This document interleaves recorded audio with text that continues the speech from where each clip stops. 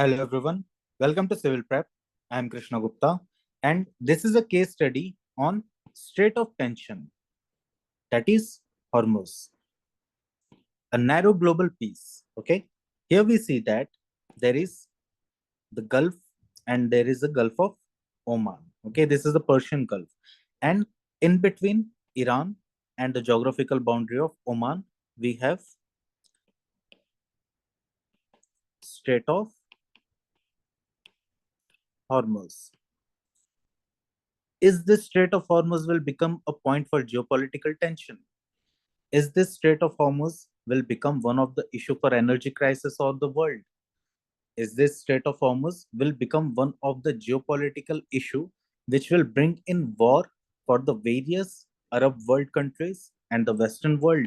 So there are a lot of questions which we can see here, which are arising out of this single Strait of Hormuz, which has now become one of the point or a crucial point of geopolitical tension. So let's look into the topic. So looking at the physical aspect part here, the narrow yet impactful Strait of Hormuz.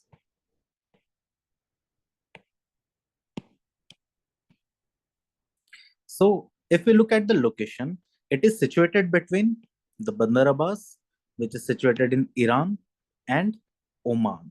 Okay. In between this, we can identify this Strait of Hormuz. Okay. We can see here it is connecting the two other water bodies, that is Persian Gulf and the Gulf of Oman. Now it is connecting the Gulf of Oman and the Persian Gulf and also to the Arabian Sea, which is situated towards the eastern part of Gulf of Oman. Now, looking at the width, it is 52 nautical miles wide, while narrowing to 21 nautical miles at the tightest point, which is present in between these two junctions. Then, if you look at the terrain, it is flanked by Iran in the north and Oman and UAE in the south. So majorly we see that there is presence of Oman, but yes, the United Arab Emirates, it is also having certain interface with this Strait of Hormuz. Now, we will be looking at certain islands are also present here. For example, Quesham Island, we can see here. Then Hormuz Island. Hormuz is present almost in this part. Then there is Larak Island. Larak, we can see it is also present here. Okay, so these are certain islands which are present between Iran and Oman as a part of Strait of Hormuz. Now, looking at the next aspect, how Strait of Hormuz controls the global trade. So here we'll be looking at the economic aspect.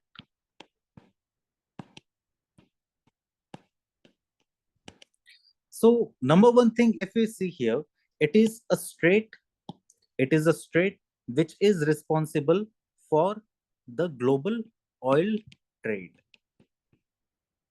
Here we can see United Arab of Emirates, Saudi Arabia, Qatar, Iran, then we have Iraq. Okay, so there are numerous countries which provide oil, and this oil it moves from this region and it is moving to from here in this map we can see. In this map we can see here. This is the region from where the oil is coming to India. It is coming to the region of China. It is also moving to the we can say Japan, to Korea, to Russia. Okay.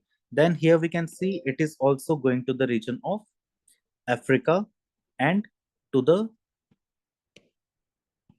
Asian world, sorry, the American world. Okay. So this is also junction. Here we can see it is moving through the Suez Canal and it is the oil is also supplied to the European region. So this is one of the area. This is one of the junction point which is supplying oil to majority of the continents, not countries, but the continents of the world. Okay. So looking at the oil transit, 20% of the global oil and 30% of LNG, it passes through this Strait of Hormuz daily. India's dependency, if we look, it is 40% of India's crude oil imports which transit by the Hormuz. The trade value, if we estimate, it is 1.2 trillion in maritime trade annually. It is very, very, very high. When we look at certain models which are applied here, number one is gravity model. There is high interaction due to the economic mass, that is Gulf economies, and the proximity to the Asian market. If we look at this part here, so here we'll be seeing that this region, it is very much near to the Asian markets, that is India, China, Japan, and also Russia. Though Russia is also producing its own oil and natural gas, but yes, it is also buying it, it is refining, and it is selling it to the other countries of the world. It is also very near to the European country, and it is also very near to the African country. Therefore, the gravity model here applies as per we can see here that as the distance it increases, as the distance it increases, the trade it declines. Okay, so this is one thing which we can see here. Next is core periphery theory. Core periphery theory says that the Gulf state as a part of the core energy exporters. Okay, majority of the Gulf countries they are also part of the OECD. Okay, apart from this, importing nations as dependent periphery nations. Okay, so we have a core periphery model where at the core part we have the exporting countries, and at the periphery part we have importing countries. Okay, so here in this map we can also see the exporting countries, which is the Middle East, and the importing countries like India, China, also Pakistan. Okay, so majority of the countries are the importing countries. Okay, so you can pick any country here, those are the importing countries. Now, next part here will be seeing that is FDES 2013. This is provided by Envistats 2015, which was given from the Ministry of, we can say the Ministry of Earth Science from India. So the framework for tracking environmental economic linkages in the maritime trade is also seen here. Now, moving to the next point. The question here is sea power greater than land power in the contemporary time? So the answer we can see, the choke points, that is one of the world's most critical maritime bottlenecks. Okay, it has become the Strait of Hormuz has gained that status that it is now becoming a bottleneck. Okay, so yes, this is providing as a part of sea power. Then military presence. Here we'll be saying the US Fifth Fleet, Iranian naval bases, and drone surveillance are continuously operating in these regions. Apart from this, the traffic separation scheme, the IMO regulated lanes to prevent the collisions between the various vessels. Okay, I think 2 years back there was a vessel of United Kingdom which collided there, and which actually resulted into the shipwreck and the spilling of oil. So the certain models links we can apply here. Mahan's sea power theory. This is an important theory which is saying that the sea, those who control the sea lanes ensures the global dominance. So from this example, we can see here that as Iran, if it controls this particular Strait of Hormuz, then it will actually result into the controlling of the trade over the world. And in this contemporary times, the economic power is the most important power in the world. Okay. Apart from this, the critical geopolitics can also be seen. The perception of threat shapes the military deployment and alliances in the region. For example, here we can see the USA it took side of Israel.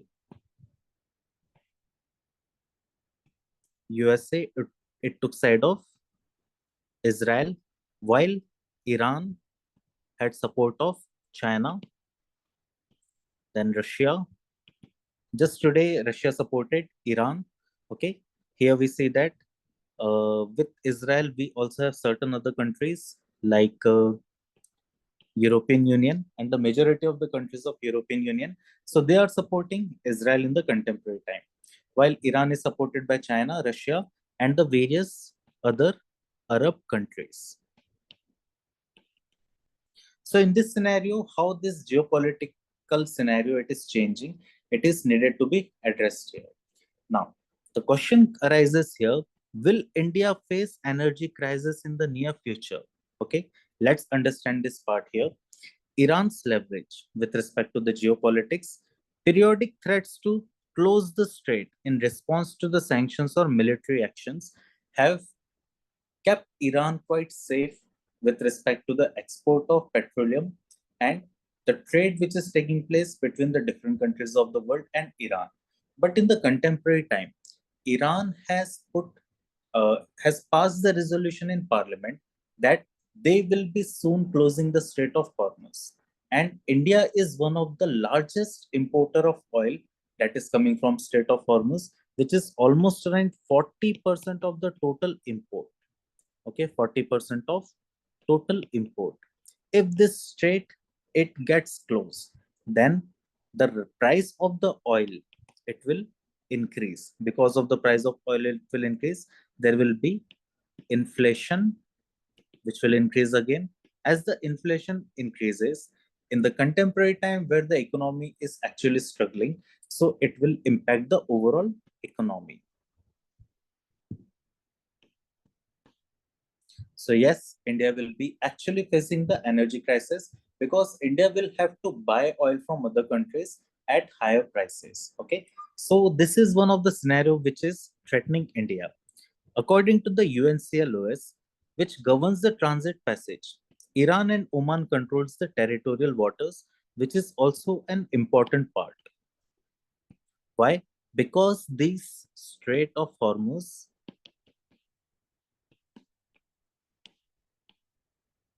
it is very narrow.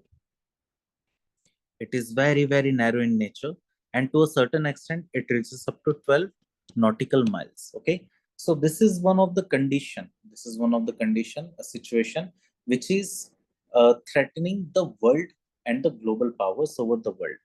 If you look at the India's diplomacy, India have to is balancing energy security with the West Asian geopolitics in the contemporary time.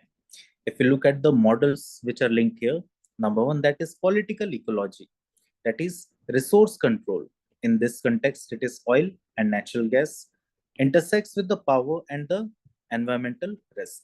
Then apart from this, the radical geography, okay, radical geography will be saying that it is an outcome of the Marxist tendency of in the as a part of the critical revolution, which examines how capitalist structures and imperialism shapes and controls over the strategic spaces. So we can see the Suez Canal, it is also controlled by certain capitalistic nations. Then we can see the Panama Canal, it is also controlled by certain capitalistic nations. But here we'll be seeing that the Strait of Hormuz, it is controlled by Iran and Oman, but it is abide by the law of International Monetary Organization. Okay. So this is one important link which is helping in the regulation of the vessels in the Strait of Hormuz. Moving forward, now the next question arises here, is rimland dominating again over the heartland?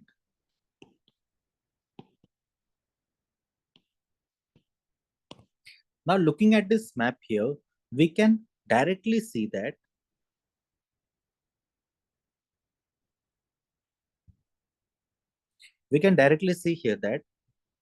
this is the part of heartland.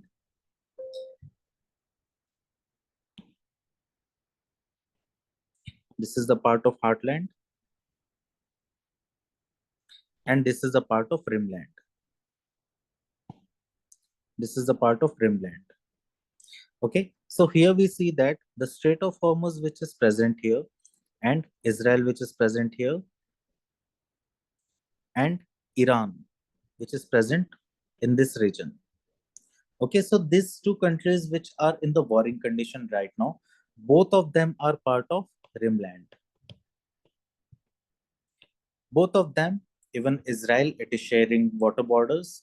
For example, it is sharing water with the Mediterranean Sea, while Iran, it is sharing water with the Persian Gulf here. Okay, so we can see here that the sea power, okay, not the sea power, but the coastal states, they are gaining power in the contemporary time. Okay, then the next point here is, what are the global stakeholders saying? For example, the major countries who will be surviving because of this impact, these are US, China, India, GCC nations, and the EU, that is the European Union. Then, what resulted into the recent escalations? Iran's 2025 parliamentary vote to close the strait because of the US strike. This was the major important phenomena here. Basically, Israel, it had precision attacks over the nuclear facilities of Iran. So, because of this, there was a war started between Israel and Iran. So, Israel, it was it was bombarded with hundreds and hundreds of missiles on a daily basis, because of which US has to intervene here, and US, it bombarded other nuclear facilities in the Iran. So here also there is one catch. Though USA destroyed nuclear facilities,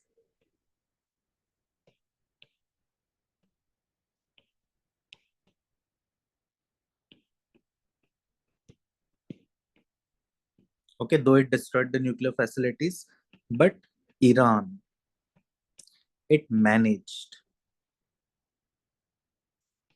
to move out the uranium out of these facilities. So this was a win-win situation for Iran in this contemporary war period. So alternative routes which we can see here, those are Saudi East-West pipelines, okay, which will be deployed in this region. Okay, Saudi East-West pipeline, which is present here. Okay, then apart from this, there is UAE's Fujairah bypass that is having certain limited capacity, will also be formed here.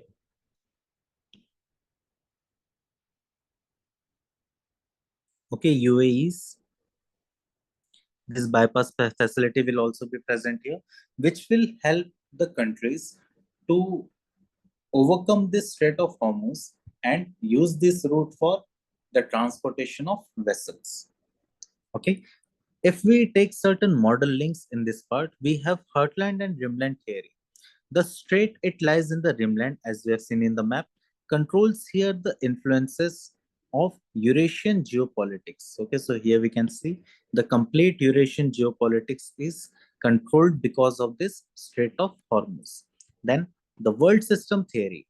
This strait is acting as a node in the geopolitical capitalist system, where the disruptions ripple across core periphery network. Okay, we have seen already this is core and this is periphery. Here there are supplier countries and here there are importing countries. So we will see here that this system, it will have a cascading effect, or we can also call it as domino effect. So one small domino, if it falls down, it will result into the falling of other dominoes, and this will have a cascading effect resulting into the disruptions. Okay, moving forward. So, what perspective prism of geography says with respect to the geopolitics of Strait of Hormuz? So, number one, we have the positivist philosophy or positivist perspective. So, positivist says the quantitative modeling of the oil flows and the choke risk points have to be assessed and they have to be managed well, so that the energy security of the world, it is made intact.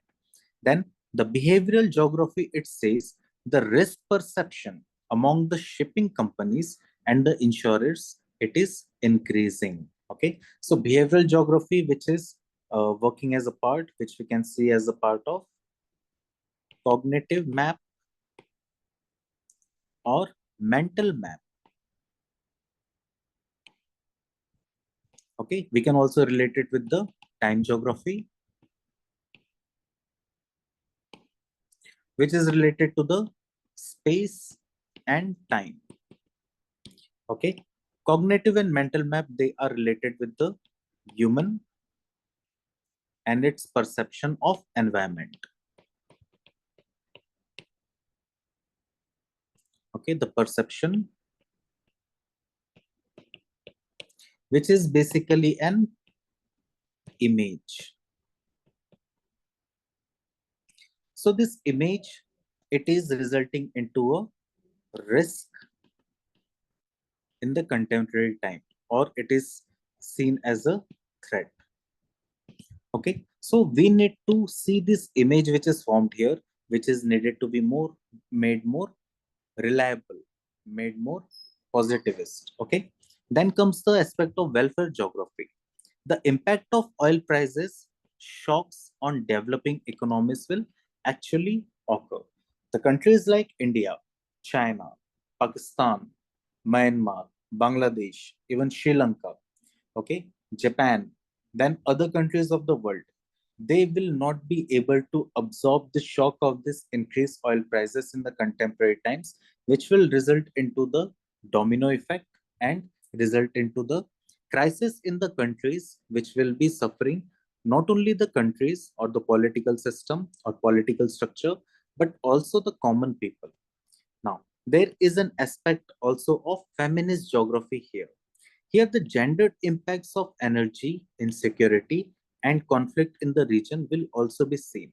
For example, the people who are under the warring condition and the people who are using this oil and natural gas. So, this will impact the male gender and female gender in a disproportionate manner. Here, we'll be seeing that the female or women, they will be more impacted because industry or a house, it is majorly run on the any kind of petroleum or LPG, or we can say electricity, which is also formed because of the help of petroleum and natural gas. So they will also be impacted because of these warring conditions here. So guys, do you feel that this condition of Iran and Israel war, it will narrow the global peace in the coming time? Will Russia enter into the warring situation? Will China enter into the warring situation? Will USA have more strikes over the Iran? Or Iran will retaliate directly to the USA? So these are certain questions which are needed to be answered and they are needed to be assessed. So guys, if you like this video, do like, share and subscribe. Okay. For for any kind of information, if you need, you can call me at this number. Okay, or you can visit our website, that is civilprep.in. We have a Telegram group channel also, which is provided in the description. You can join that group for more case studies and daily answer writing practices. So guys, see you in the next session. All the best. Thank you and take care.